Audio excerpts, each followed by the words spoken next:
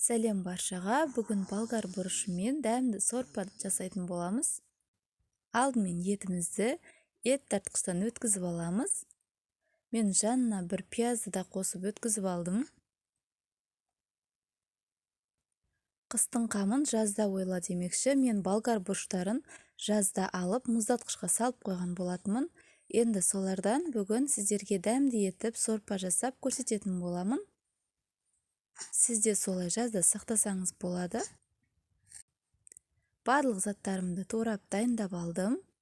Тартылған етіміздің бетіне пиязымыз алдын ала жуған көршіміз саламыз. Жақсылап араластырып қоямыз, салмамыз дайын. Енді бұларды болгар бұрышының ішіне әдемілеп жайғастырып шығатын боламыз.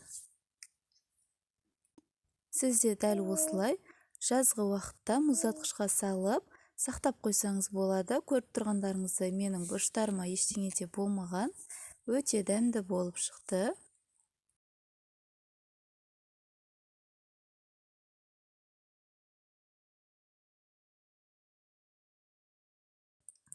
Салмасын салып біттім. Енді қызып тұрған майға алдын ала дайындап қойған етімізді, пиязымызды салып, жақсылап қуырып алатын боламыз.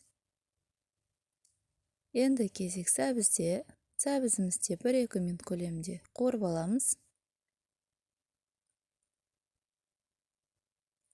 Картопымызды салып, қуырып алатын боламыз.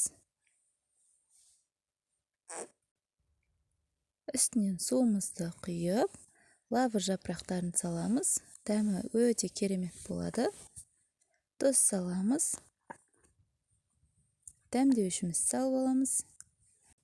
Бір қайнатып алып, дайындап қойған болгар бұрыштарын салып пісіреміз. Иісі сондай керемет болып шығып тұр.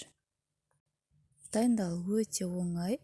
15-20 минуттың ішінде пісіп қалды. Дастарханға қалауыңызша ұсынсаңыз болады. Видео ұнады деген ойдамын. Асыңыз дәмді болсын.